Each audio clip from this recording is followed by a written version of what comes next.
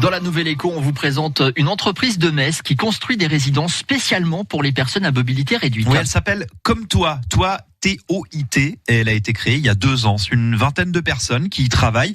Alors il y a des architectes, des décorateurs d'intérieur pour construire les bâtiments, mais aussi pour les aménager, des ergothérapeutes, des infirmières, des services d'aide à domicile.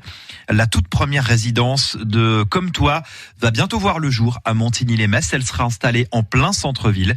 La directrice des résidences Comme Toi est l'invitée de la Nouvelle Écho avec vous, Julie Seigneura. Bonjour Valérie Mellet. Bonjour Julie. Comment vous est venue cette idée de créer des résidences adaptées ? Pourquoi ça vous tenait à cœur ?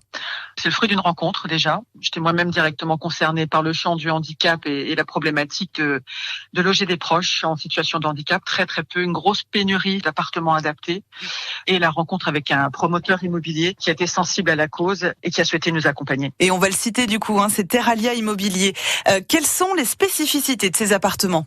Alors ce sont des appartements qui sont neufs, du T2, du T3, du T4, pour pouvoir accueillir des personnes seules, en couple ou en famille. Et alors la grosse particularité, c'est que ce sont des appartements qui sont entièrement adaptés, des portes beaucoup plus larges, une salle de bain entièrement adaptée avec une douche à siphon de sol, une cuisine entièrement aménagée et toutes nos résidences sont domotisées également. C'est-à-dire domotisées, qu'on comprenne ? Domotisées, c'est-à-dire qu'on peut tout commander via une téléthèse, c'est-à-dire l'ouverture des portes-fenêtres de façon électrique, éclairage, chauffage, volet électrique, tout est domotisé. Une première résidence va voir le jour prochainement en Moselle. En plus, ce sera à Montigny-lès-Metz.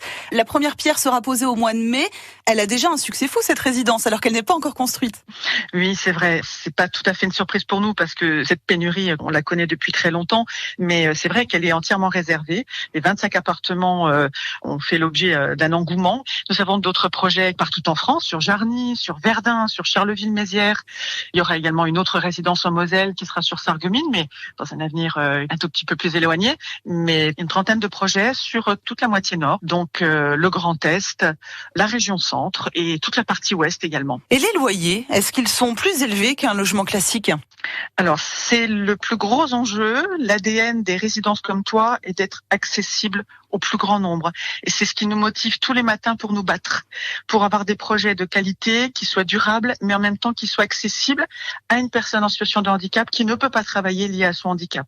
Et nous avons à cœur de proposer, notamment pour les T2, puisqu'ils sont principalement occupés par des personnes seules, donc aux alentours de 42 à 45% de reste à vivre. Donc vous adaptez le montant du loyer au revenu du locataire ? Eh oui, c'était l'objectif. Il y a un très gros travail de recherche pour pouvoir effectivement arriver à cet équilibre. Mais on y arrive.